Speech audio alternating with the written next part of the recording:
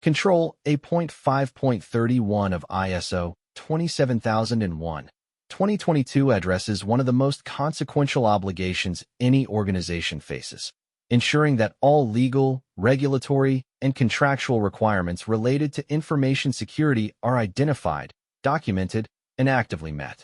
From data protection laws like GDPR and NIS2 to sector-specific regulations and supplier contracts, the landscape of compliance obligations is complex and constantly evolving. In this video, we explore what A.5.31 requires, how organizations identify applicable obligations, and what the consequences of non-compliance look like.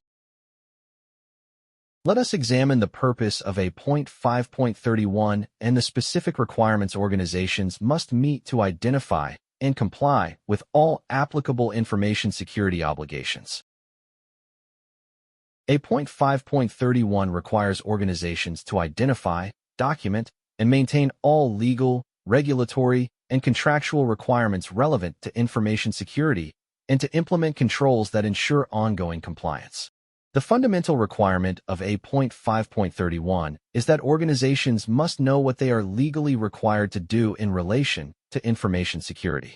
This means identifying applicable laws at national and international level, sector-specific regulations such as financial services or healthcare requirements, and contractual clauses imposed by customers, partners, or certification bodies. This identification exercise cannot be a one-time activity. The legal landscape changes, new regulations emerge, and contracts evolve, so identification must be systematic and ongoing. A compliance register is the operational tool that makes A.5.31 manageable. It documents each applicable legal, regulatory, and contractual requirement, maps it to the specific information security controls that address it, identifies the owner responsible for maintaining compliance, and tracks the review date. A well-maintained register gives auditors confidence that the organization has a comprehensive, current understanding of its obligations and that those obligations are being systematically addressed through the ISMS. Identifying a legal obligation is not sufficient.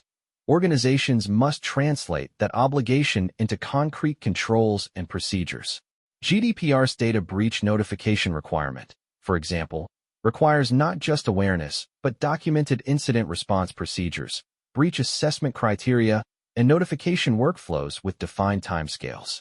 Every legal requirement that touches information security must have a corresponding control, policy, or procedure that ensures compliance is operationally embedded rather than aspirational. The legal and regulatory environment that organizations operate in is not static. GDPR enforcement guidance evolves. NIS2 implementation timelines shift, sector regulators issue new circulars, and contracts are renegotiated. A.5.31 requires that organizations have a process for monitoring these changes, assessing their impact on existing controls, and updating their compliance register and ISMS accordingly. Legal counsel, regulatory subscription services, and industry body membership are typical mechanisms for tracking this landscape. 4 key concepts that underpin effective compliance with legal, regulatory, and contractual information security requirements. The compliance register is more than a list. It is a living management tool that connects external obligations to internal controls. Each entry should identify the specific legal or contractual requirement, the clause or article that creates the obligation, the control or procedure that addresses it, the person accountable for maintaining compliance, and the date of the last review. When auditors examine A.5.31, the compliance register is typically the first document they request, and its completeness and currency directly reflect the organization's compliance maturity. Most organizations operate under a more complex regulatory landscape than they initially recognize. A financial services firm may be subject to GDPR for customer data, PCI DSS for payment card processing, sector-specific regulations from the financial regulator, national cybersecurity legislation under NIS2 implementation, and contractual security requirements from its banking partners. Mapping this landscape accurately requires input from legal counsel, compliance teams, and business units, not just the information security function. Contractual obligations can be more immediately consequential than regulatory requirements. Because breach of a contractual IS obligation can trigger immediate commercial consequences, such as termination of a valuable contract, financial penalties, or liability claims. Organizations must systematically review contracts to extract IS requirements, ensure those requirements are reflected in internal controls, and maintain evidence that the contractual obligations are being met, particularly when renewing or renegotiating agreements. The penalties for non-compliance with information security regulations are substantial and increasingly enforced. GDPR allows fines of up to 4% of global annual turnover or 20 million euros. NIS2 introduces personal liability for senior management in essential and important entities. Sector regulators, such as financial supervisory authorities, can impose license conditions or withdrawal. Understanding these consequences is important not as a fear-based motivator, but as context for prioritizing compliance investment appropriately. Now let us examine how organizations identify and manage contractual obligations and sector-specific requirements that sit alongside the statutory legal framework. Beyond statutory law, organizations must identify and manage sector-specific regulations and contractual information security requirements that create equally binding compliance obligations. Contracts frequently contain information security requirements that are more specific and demanding than general legal obligations. Enterprise customers may require suppliers to hold ISO 27001 certification, implement specific access controls, notify breaches within shorter timescales than GDPR mandates, or permit customer security audits.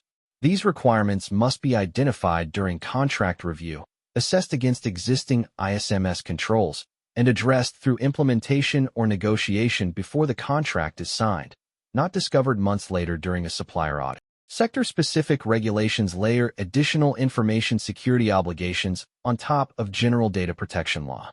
Healthcare organizations must comply with rules on electronic health records and medical device security. Financial institutions face requirements from banking regulators on operational resilience, outsourcing controls, and incident reporting. Critical infrastructure operators under NIS2 must implement enhanced security measures and incident notification within strict timescales. Each sector adds requirements that the ISMS must accommodate. Assigning named owners to each compliance obligation is essential for accountability. The compliance register should not be a document that sits in an information security folder and is reviewed annually. Each requirement should have an owner who monitors compliance on an ongoing basis, escalates issues when controls are not meeting requirements, and updates the register when the obligation changes. This distributed ownership model ensures that compliance is embedded in business operations rather than centralized in a compliance function that lacks operational authority. Regulatory change is continuous and unpredictable. Organizations that rely on annual legal reviews will regularly discover that controls are non-compliant with requirements that changed months earlier. Best practice is to combine formal legal counsel engagement for significant regulatory developments with subscription-based monitoring of regulatory publications, membership of industry bodies that track sector-specific requirements, and internal processes for assessing the IS impact of business changes, such as entering new markets or processing new categories of personal data. Let us bring together the essential points from our exploration of control, A.5.31. To master all 93 Annex A controls and build a certification-ready ISMS, enroll in our complete ISO 27001 2022 Security Controls course on Udemy. We cover every control with practical implementation guidance and real-world examples. Enroll today. Thank you for watching. If you found this helpful, please like and subscribe. See you in the next video.